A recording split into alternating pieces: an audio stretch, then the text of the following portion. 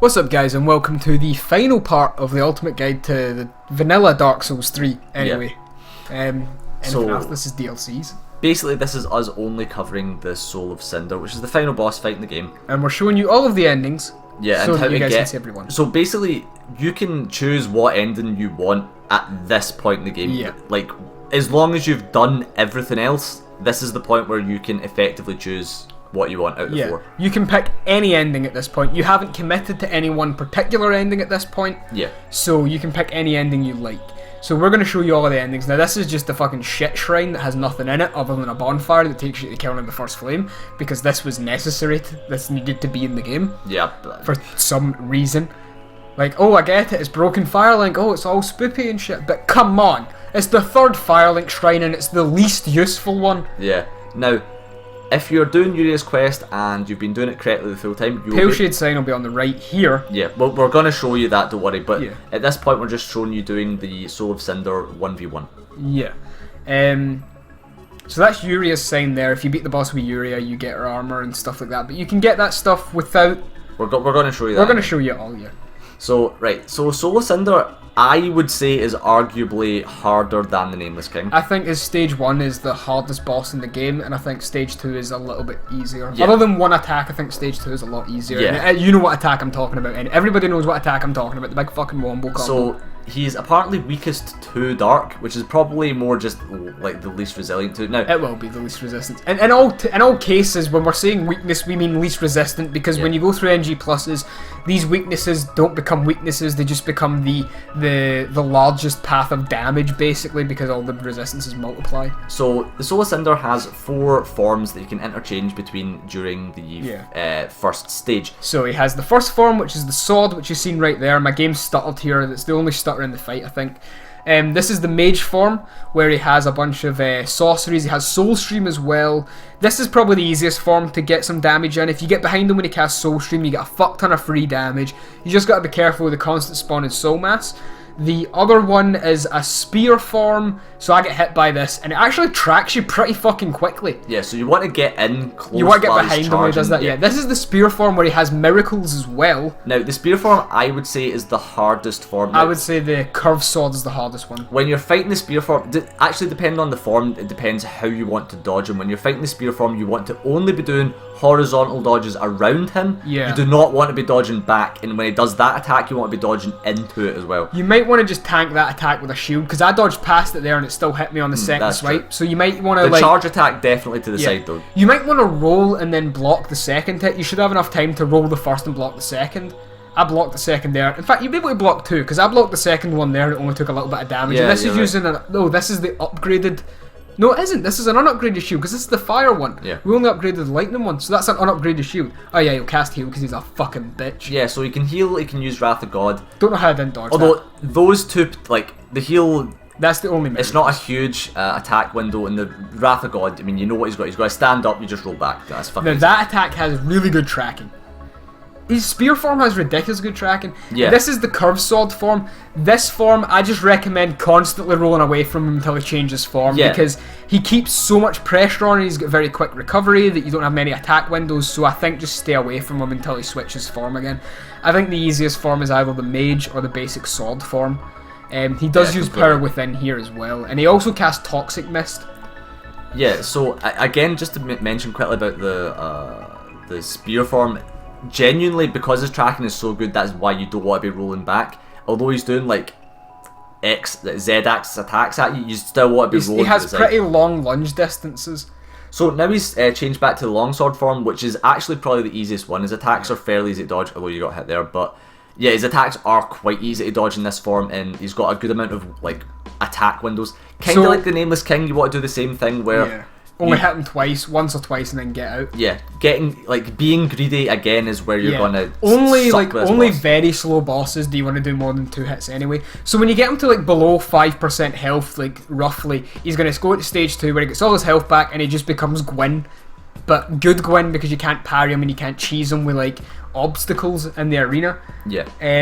But he does gain a very dangerous attack where he charges the sword above his head, and then he'll do 2 uppercut swings, and if he hits you with one of them, he's gonna combo you into this massive like 6-hit onslaught where he finishes it with a really high damage AoE. He's going to take off a lot of your health. You just want to, when he does that, you just want to roll away. But the rest of the fight is basically Gwyn with a couple of miracles thrown in. Sunlight Spears, fairly easy to dodge. Just dodge them as soon as he's about to throw them. Pretty easy timing. There's he uses the Sunlight Strike thing, the one where he fires the lightning bolt into the ground. It does the AoE like the Nameless King. And the other one, this is the attack you want to dodge. This here, you want to dodge that. As soon as he lifts his sword up, you want to be rolling the fuck Yeah, you need back. to get like 2 or 3 rolls away. You don't want to get caught with that. And just wait till he's finished the combo. Don't try and dodge through it.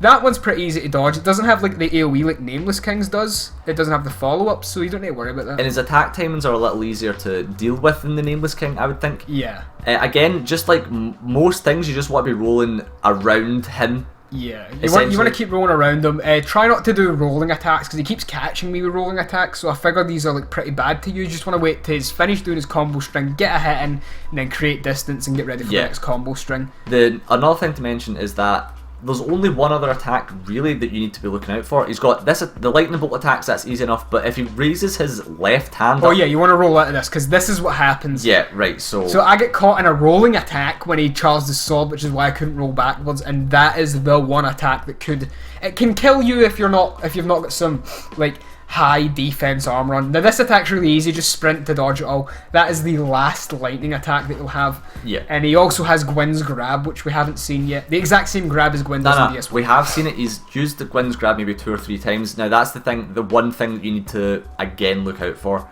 It doesn't actually do that much damage. That one, you don't want to roll backwards because he might step in and grab you anyway. You want to try and roll through. I always try and roll to the side, like diagonally past him when he does that. All the times you've been rolling backwards, and when he steps in, if he doesn't grab you, he kind of stumbles and he's got quite a short range. But all of his physical attacks, except from this one in this form, are actually very, very easy to dodge. Yeah. And that gives you a good window to buff or anything like that as long as you're out of the way. So it's actually, as long as you dodge it, it's a very good healing window. It's also a very good buff window. When he does this, just run, because they won't hit. If you're in a full sprint, they will not hit you. It's that I've never been hit by that in a full sprint. I get caught there because I dodged diagonally behind me. I get caught. I didn't create enough distance for his tracking. But yeah, the exact same as Gwyn basically. So I actually end up getting fucked up a little because I'm like on the back foot and I can't recover. I think if he does grab you, he goes power within. He does. So that's why you definitely want to avoid the grab. It seems like it also increases the range of that a little bit. I'm not sure. I might be wrong with that. I don't think it increases the range of it. I think it just gives him power within. But he doesn't take damage when he's using power within because he's a fucking hacker. Yeah. Well, he's a boss, but this is good as a hacker. See, that's the dodge I like to do with that one, is go past him to create a lot of distance, because he goes one way and you go the other, instead of you like going in the same direction as him. That's why I like to go past it. I think it's the safest option if you get your timing right. I feel like I would like to expand more on this boss, but it's actually quite... It's just this, basically. Yeah. As long as you avoid that one main attack, this is not going to give you that much of a bother. Initially, it might seem quite overwhelming because he is quite aggressive and stuff, but Stage 1 is definitely tougher than Stage 2. If you get a good Stage 1, I think you'll get like an 85% success rate for Stage 2 anyway. Yeah. I would say. So now the boss is quite long because he has so much health. Yeah. So now what we're going to do, in Stage 1 is literally another form of an Estus Sponge, but it's actually, I don't class it as bad as the Nameless King because it's a completely different like dynamic to the fight when it goes Stage 2. So now the ending we're going to do is just the Dark Hollow ending where we just light the fire after completing Yuria's questline. That's the questline where we stabbed Anri in the head and got all 8 Dark Sigils. Yeah. So this is the Lord of Hollows ending. Now we are actually going to just show you the endings, but just in case you can't be fucked going to watch the other ones. Yeah. So again, done Yuria's quest, and this is what I would consider to be the true ending. Yeah, because it's the toughest. Yeah, it's the one that requires so much effort to actually get, and you get so many good items for doing it. It just seems like this is, if they're gonna do Dark Souls 4, this will be the ending that they go off, I assume. Yeah.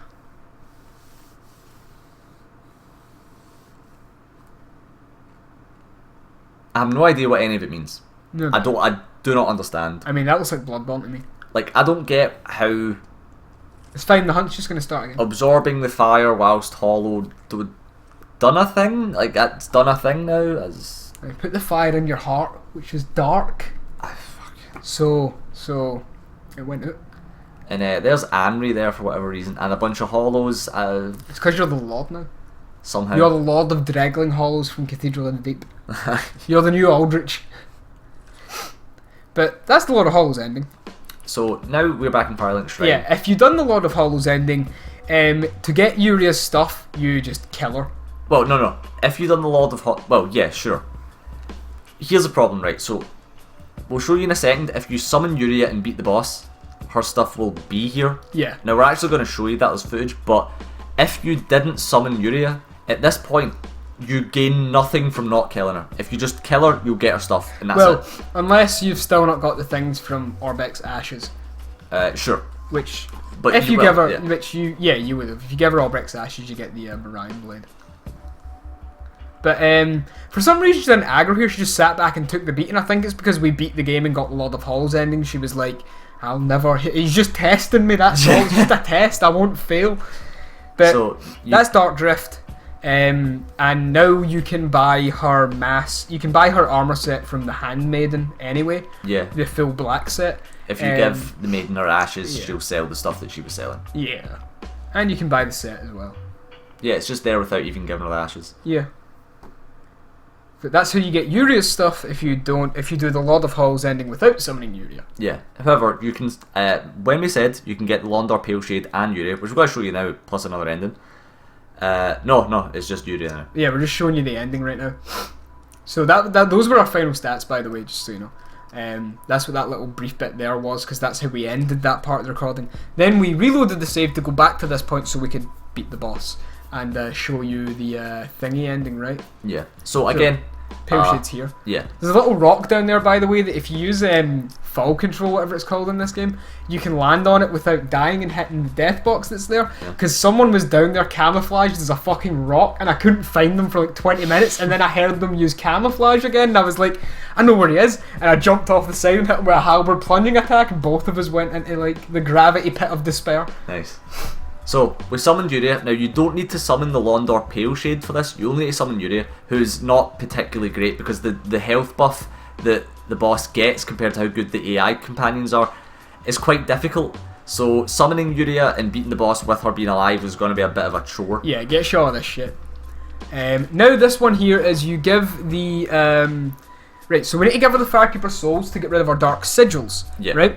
What that will allow us to do is not do the Dark ending, because once you remove your Dark Sigils, you immediately like break ties with Yuria, and I actually found out that even if you use Cheat Engine to give yourself the Dark Sigils back, and you try to request the Absolution to fix Yuria's questline, you still can't fix it. So if you get rid of the Dark Sigils, you cannot do the Lord of Hollows ending ever again. Like in this cycle anyway, you'd have to wait till New Game Plus to do it. There's no way to reset that condition. It seems to fuck up way too many things. Yeah, there's no way to reset that condition. So we got rid of our thingamajigger.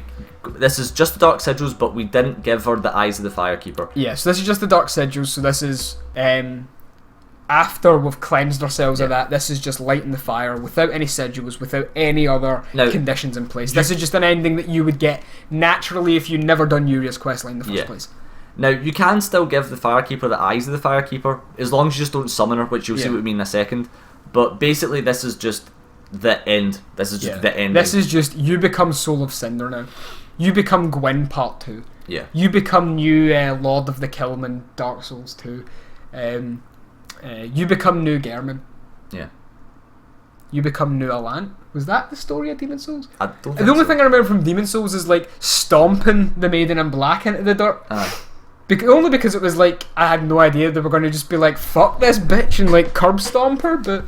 Okay, so now we're going to get what you could argue to be the other true ending. So you need to get... I'm not sure if you need to get rid of your Dark Sigils to do this, because you summon her. You don't have to get rid of your Dark Sigils to do it. If you summon her, you will do her ending. I'm pretty sure. I think so as well, but don't quote us on that. Yeah, you might need to get rid of your Dark Sigils, but you give her the Eyes of Firekeeper, talk to her, exhaust her dialogue a bunch of times. When she asks if you want to see a world without flame or whatever, say yes, and then when you beat Soul of Cinder, her summon flame will be here, you can summon her, she'll do a mad ritual thingamajiggery bob, and that will be the ending where you summon the Firekeeper. Yeah. And I have literally no idea what this means either.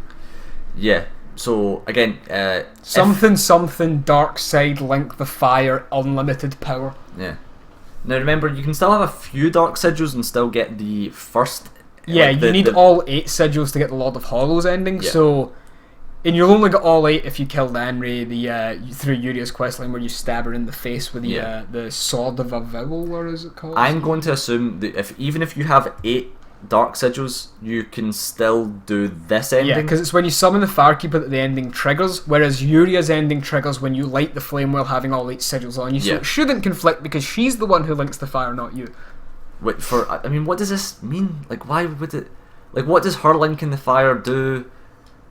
It's blows up the earth. What I really don't get is what the... Wait, what is this ending called, actually? I don't know. I think it's called the true one. The true ending or some shit like that. I cannot for the life of me remember. Let's find out the name of it. This is the true ending. That's what they think the true ending is. We consider the true ending the one that is like the path of like most hardship, basically, because it's the hardest one to get. But then there's the usurping the fire one, which is surely the usurping of the fire would be when you murk that bitch. Aye, so that would be like the leaving the bond. That'd be like leaving the fire in Dark Souls 1, I think. Yeah, but in this one, everything just fades to black. It's like she takes the fire and then everything fades to black. So maybe she like protects. Oh no, because she goes, "Oh, do you want a world without flame?" So then she takes the flame. She must like put it out or something. So what I don't get is, right? So she puts out the flame, or you can kill her to put out the flame. No, because you kill her and then you like take the flame and it's still the way it is. So is that just like leaving the world to just rot or something like that? Fuck, I don't know. We need to get Vatty on this immediately. Aye. Somebody get us his number. Stat. I mean, we don't want anybody to like. So now the next one, right? So this is the last ending. This is the last thing in the guide. So this is no sigils. This is not enough sigils. This is Eyes of the Firekeeper, World Without Flame. We're going to summon the Firekeeper, and then at the very end of the ritual, when it starts to pan out, just before it fades to black, we're going to mash the attack button so we can murk that bitch and get the Usurper of the Flame ending. Yeah. Now, this ending doesn't actually net you any trophies or achievements, by the way. Right, now, interestingly, someone said something that these are interchangeable, so potentially you can do this ending and still get the trophy. Maybe it's just summoning the fire. Maybe it's just an ending that involves summoning the Firekeeper is the one that gets you the trophy. Then possibly. So you could do this. This ending isn't named in the trophy though. Is the thing. So regardless, if you want the trophy, make sure the trophy comes up and then kill her. If not, just make sure to keep her alive so you can get the trophy. Yeah. But there's a part where like after she cradles the fire and that, it like pans out and it gets all nice and cinematic, and then you just fucking grind her into the dirt. Yeah. I mean, she's immortal anyway, apparently. So. I mean, no, it's just she'll never even see it coming. It'll be like old Yeller. It'll be okay. She won't even know it's coming. Won't feel a thing. It'll be like being hit with a train at full speed. You didn't even know. Just boom, done. That's it. Lights out. You just fucking turn her head to the wall and blow her fucking brains all over it. God, that's gruesome. But right, so see, this is the thing, like, what's actually happening here? She takes the fire and then everything's like fading, right? I think this is just the I'm going to be a massive cunt ending. Because, right, so you can light the fire and restart the thing all over again. You can do the hollow thing, which I don't ends understand. The fire. You can make her end the fire, or you can make her end the fire, then kill her. But then it doesn't quite end the fire because then you walk away and it's still like a bit bright. Maybe so you like, steal the fire instead of reactivating it. Maybe you fuck off with it. And you're like, fuck being a host of Embers, I'm out of this shit show. Maybe. We're gonna go fuck up some other place like Yarnum. So anyway, so you should be mashing the attack button. We'll go fuck up Boletaria for a wee while. And that's how they link them together. You have like a very small window to do this. Yeah, it's like right here. Just as the camera... I'm mashing R1 like endlessly at this point. Like, hurry up and kill her. I want blood. This is at the point where Tony played the Star Wars Do It! And I cried. Yeah. I cried. It was so good. So yeah, mark that full. And then she's like, oh, I'm dying. And you just bang. Fuck you. Just the disrespect. I know, it was completely unnecessary. Should have done it when you were naked. Just sexually assault her while you're at it. Awful. And that's that ending. So you just like, So now it's like dimmer. she's dead, and yeah, maybe you just like turn the fire down a bit. Aye, it's like you just use a dimmer switch to get a bit of atmosphere. But then, right, you hold the fire up as if you're like doing a thing, like as if you're offering it to something. Like, I don't get it. Maybe the plan's to end all firekeepers. Maybe that's what it does. I don't know. Well, in terms of ending things, that is the end of the guide. Yeah, and that is it, guys. We've come to the end of Vanilla Dark Souls, so a relatively easy playthrough. Aye. Until like the last 2 bosses, basically, you shouldn't have had too much trouble. Yeah, pretty much.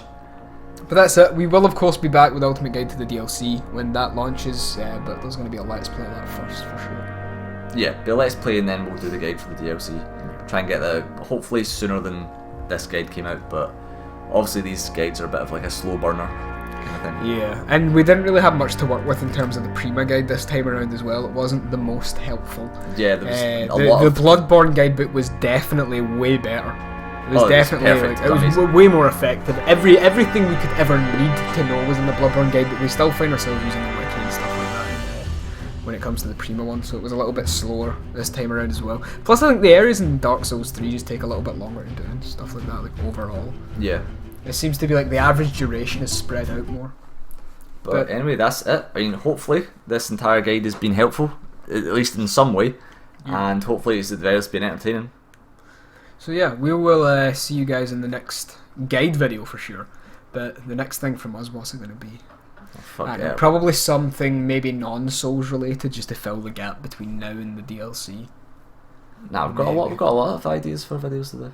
Yeah, no, we can So I mean, once the DLC comes out, you can expect the top 10 weapons, top 10 fashion well, once souls. both DLCs are out, we should do the top 10 weapons, boss Yeah. list amendments for Dark Souls 3, bosses for Dark Souls 3, and shit like that as well. So Yeah. yeah. But really, like, as soon as the DLC comes out, we can really just explode into all the like ranking things in Dark Souls 3. And But in the get a lot more meantime, content we have a lot of discussion videos that we want to do. At least I want to do anyway. a big one being like poison, heavy armor being fucking useless and shit like that. Oh so yeah, there's a lot of stuff we want to talk about. But anyway, I guess you can we'll look save forward for to the that. next video. Yeah, so we'll see you guys in the next one. Bye.